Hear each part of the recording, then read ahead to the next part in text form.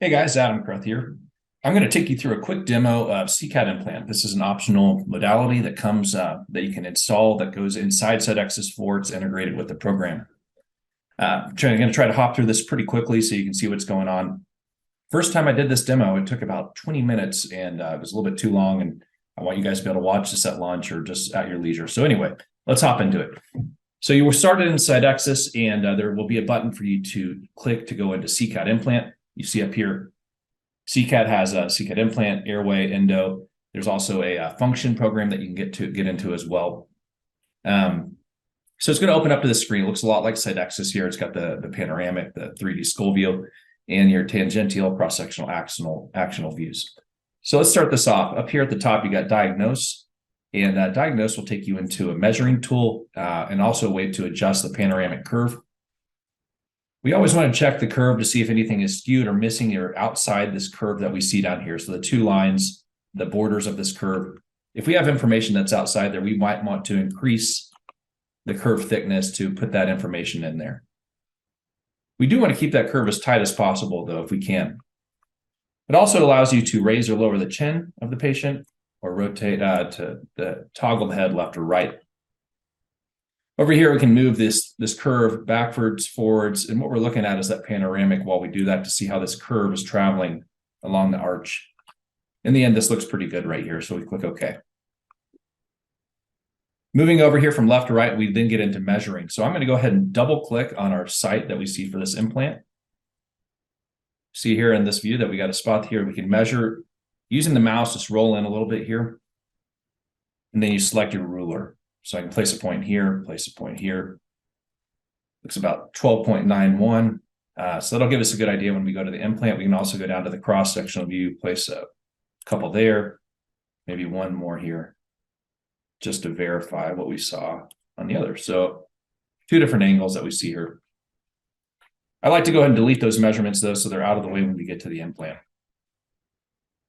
So now moving over to prepare, we have the optical impression and the nerve. What I like to do, in this case, I'm going to skip the optical impression, and we're going to bring that in a little bit later so you can kind of see the benefit of that. But we are going to trace the nerve. So the first thing I like to do, and there's a lot of ways to do this that you might learn when you go out to CDocs, part of the training that comes with our cone beam. We're just going to double click, though, on the middle foramen. We can see that we landed directly on it because we can see the exit path here. I will tell you that this patient has a very clearly defined nerve. It's very easy to trace this one. They're not always going to be this way. It really depends on the patient, the way that they're exposed. But what we're looking at is this orange line in the axial view. That orange line is helping us determine how much of that nerve that we can see in this tangential view. So if you watch as I pull this back and forth, it rotates that line. Well, if I get that in line with the arch and then I raise this up a little bit, that nerve shows up really, really well. Maybe we need to come back just a tiny bit. There it is. Now we've got a clear path to click through. Excuse me. Where we want to start, though, is over here in the cross-sectional view. So I'm going to select marked mandibular nerve. You place a point out here. That way we can see the exit. Place a point in the center of the nerve.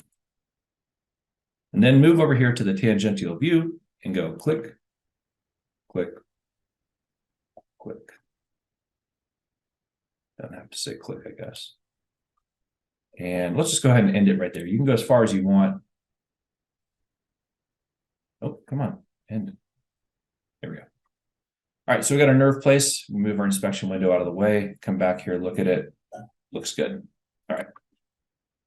So let's drag back down. Everything in here is a left click and hold to move up and down to see, just like in Sidexis 4. All right, so we're going to go ahead and skip over to plan. This is to add implant.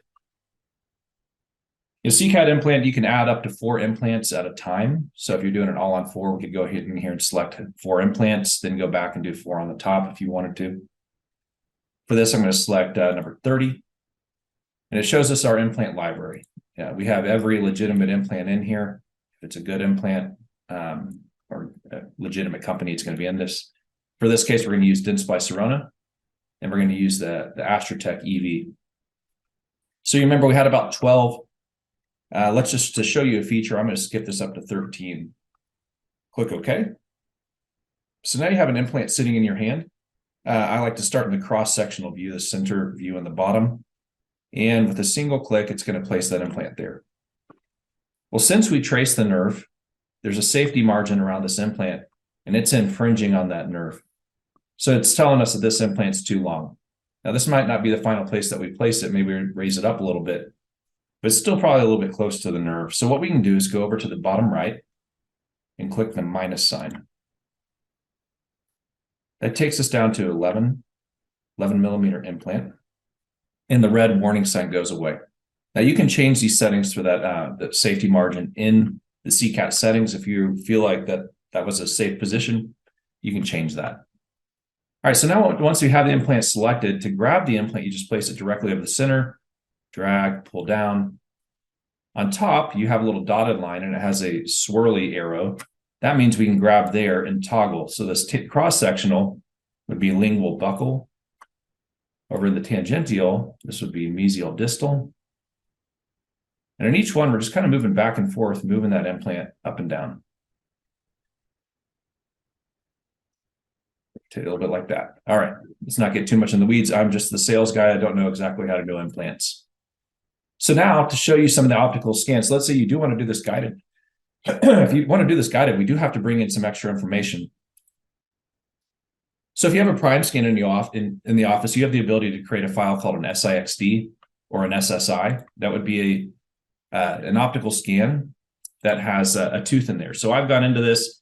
I'm browsing for the file. I had put it on a flash drive from my prime scan, exported it, put it on a flash drive, brought it over here, and I say implant colored SIXD. That means it's going to bring in a tissue colored scan with the colorized restoration. There's a whole file I have that shows how to create this file in prime scan. If you want that, just shoot me a message. I'll email it over to you. So bring this in, and it shows you that tooth that you're planning from. Now, this is really the Sirona workflow that was created a long time ago. It's always better to plan with the final restoration in mind. It's going to do a lot for us in making sure that we have, doing a guide, you might as well do it with that tooth in mind when you're planning it. So in this case, we're going to go to next, and we're going to start to marry these two images together. So in this screen here, we need to select three sets of like points. So click there, click there. Sometimes I like to skip a tooth and click next.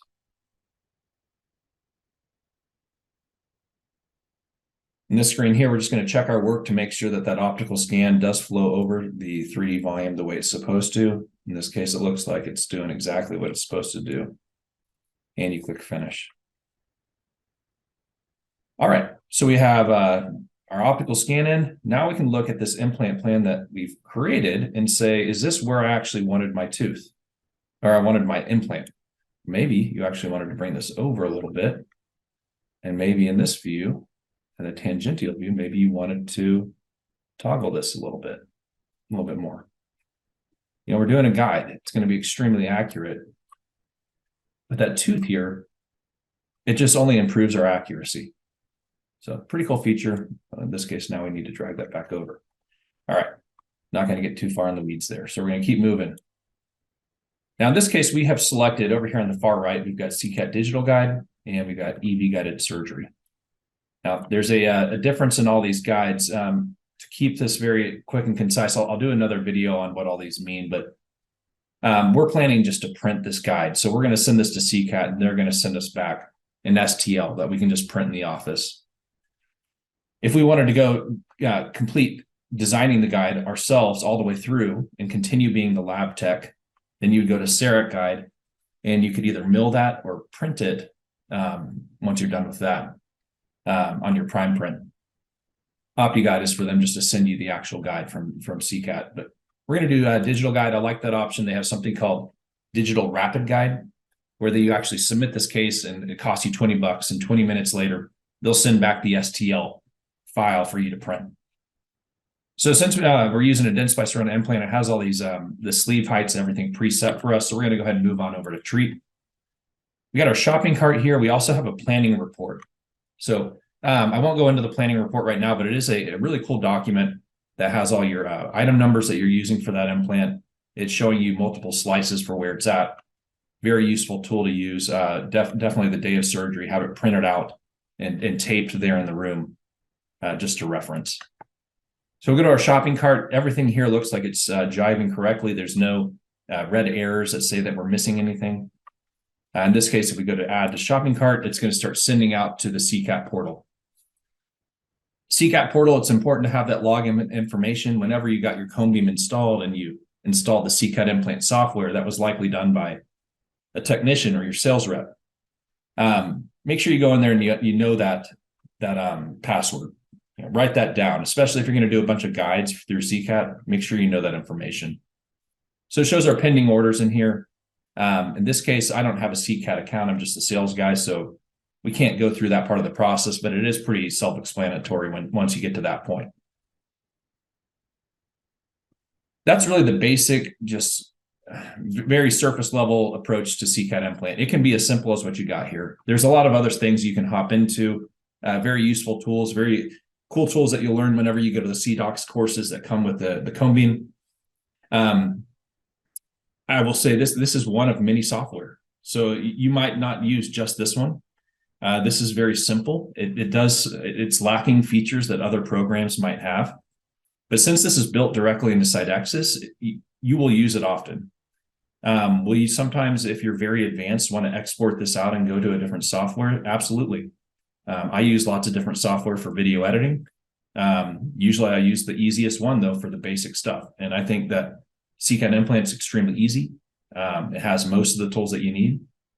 For something advanced, you go to something else. So, hey, I appreciate you guys listening to me. And if you guys are in the South Texas area, give me a call, 214-315-3637. Have a great day.